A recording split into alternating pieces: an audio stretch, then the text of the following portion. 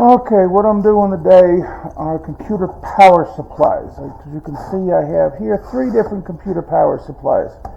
They are each somewhat unique in their design and their use. First thing about computer power supplies is all of them come with a bundle of wires that connect to the motherboard. These have been cut off. I use a Dremel Sawmax with a wood cutting blade in order to take them apart. So I'm going to start with this one and take its case off. Generally, there are anywhere from 4 to 10 or even more screws. So what I'm going to do is first make sure that I have everything set to the right direction on the screwdriver. I advise if you're going to take these apart, you use a power screwdriver, because your hands will get very tired if you don't. Okay. There we go. I always flatten these out simply because they take up more space if I do it this way. Okay. I will remove that screw. Take the fan out. Do not throw the fans away. They are worth some money. They can actually be sold as electric motors. The company I work with, Utah Metal Works, they pay anywhere from 12 to 23 cents a pound for them. Okay. Clip the wires. Keep the fan. Now the part of why I cut the bundle of wires free is because, well, it saves me some aggravation getting it apart. There we go. Just get in there, clip wires off of this board. Don't throw the wires away. Don't skip your wires. Every last bit of this is worth some money. Okay? Pair of pliers, pair of pliers. Here we go.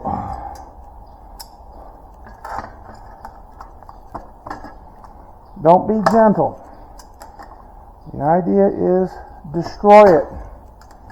Okay, so as you can see, there are 4 screws. Again, take the screws out. You're just simply dismounting it from the motherboard.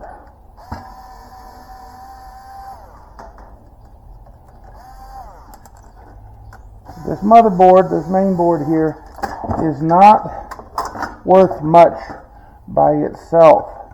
Everything that's on it is worth something. The board itself is barely crap. I'll actually take that off a little bit later. Okay, let me explain what we have here. Of course, we have all the wires. We have here what is known as 6063 aluminum. This is more valuable than extruded or 6061. It could be 6061. It wouldn't be the first time I've gotten wrong on that. You have a transformer here. You have a transistor here. Take the transistors off. Collect them. Donut transformers here and here. Leave these transformers on, because you actually end up with more money that way. They're worth something. But take the heat sinks off. Okay? The best way to take the heat sinks off is to find where your transistors are. That's these 3 3s here, and these here, 3 and 3, and I got another one over here. Cut those, and then cut where your connectors are soldered into the board. You'll have to locate them. In this particular case, there's one there, and the other one is not there. It's one of these right in here. Sometimes they're hard to tell. Right here, you got those two there, and where's the connector? And then, hard to spot this one. Okay, so you got here. Right there. You can desolder them. You can Pretty much take them apart however you want to. What I will often do if I'm not planning on keeping the board to turn it in for value is just pry it out, as you can see. If you're doing a lot of these, it's worth it to invest in a Dremel not a Dremel Sawmax, but a Dremel rotary tool, because you can cut the various components free. It does make life a little bit easier. It also makes one heck of a mess, but as you can see, you can break those solder joins fairly simply and break the metal off of them.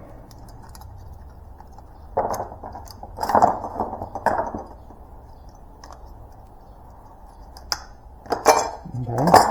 Same goes for these copper donut transformers. And I'm going to get into how to do copper transformers here pretty soon. And in here, cut the copper. Not too far away from the board. Cut it really close to the board. Boom. There you go. And we'll leave that smaller one there because what the heck. And leave the wires attached. The reason for leaving the wires attached is it increases the value of the board. The more you take off, the less value the board is. Okay, so we'll toss that one aside. I will take the transistors off, and I will take these little bits of steel off to turn them in. The transistors will go into a bucket, and believe it or not, some places will take those as number 2 insulated copper. So here we have this one, slightly different design, more screws. If you see a set of screws in a 4 arrangement like that, it means there's a transformer underneath it. Come back here. That you want to cut free and keep. You got 2 choices with those. You can either keep them handy and turn them in bulk, or you can actually tear them apart, and I'll explain why here in a minute. Okay? These are your fan screws here. Now, I do not advise that you just take the cases off and turn the boards in with everything on them. You will lose money doing that. You will lose money. I cannot emphasize that enough. Take the time to clean a couple of components off the board and maximize the amount of money you make. I can't tell you how many times I've gone and seen a absolutely 4x4x4 box that has been turned in, and they're getting 5, 6, 7 cents a pound for them, when with a little bit of effort they could up that to as much as $1 a pound just by taking some components off of the boards. Okay, so don't be gentle. The whole purpose here is to destroy. You're not out for gentleness. You're not trying to be, super nice about these things. Okay. Missed a screw somewhere, I think. Maybe not. Been a while since I've done this particular design. There we go. Try it free. Okay. Again, your fan. Flip it and save it. Here you go. Here's that little transformer here. This particular one I would not bother with tearing apart, but collect them. Get enough of them, they're worth a lot of money. Okay, so the screws on this one are on the back. So I go like so. Okay. I'll get it here.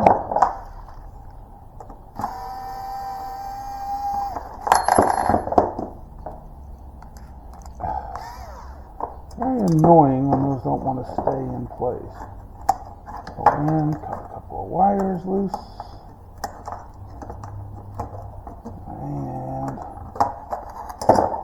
Doesn't matter what you're cutting or why. The idea is destroy it. You do not need to worry about keeping it functional. Okay, now these heat sinks are known as extruded.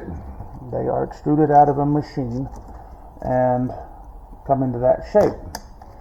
So, on this particular one, I'm going to dismount if I can. Nope, it's not going to cooperate. Okay, on this one, look carefully right here. You'll see these legs. Those are for the transistors. And right here, same thing. It's going to make it a little more difficult to get them to come free, and they will actually destroy the board. Take your time. Destroy the board if that's what you got to do. Don't worry about breaking it. Okay, this particular one I'm going to have to take some time to tear apart. Okay, over here, again, different design. Simply, it's the same rule. Take visible screws out. You can't get it to come apart easily. Hunt for a screw that you may have missed. These usually have a hidden screw somewhere or something. And in this particular case,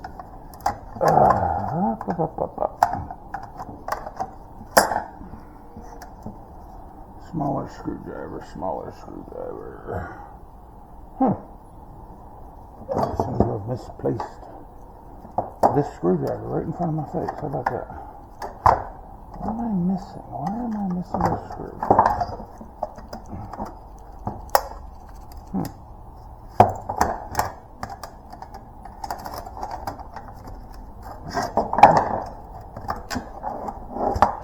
This one has a bizarre connection here.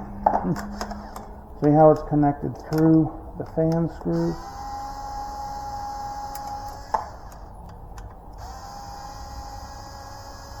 I actually hate that.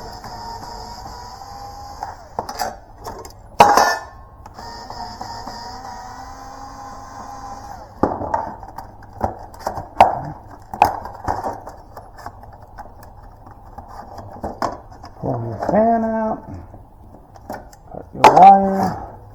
Okay, same thing again. This is extruded aluminum. Take that coil off, take these two heat sinks off, disconnect here, and take this transistor out, this one here out, leave your wires on, leave that board, leave the other transformers on. It's kind of a way to recover as much as you can while at the same time keeping the value of the board up. You want things to be worth around 10 to 15 cents a pound.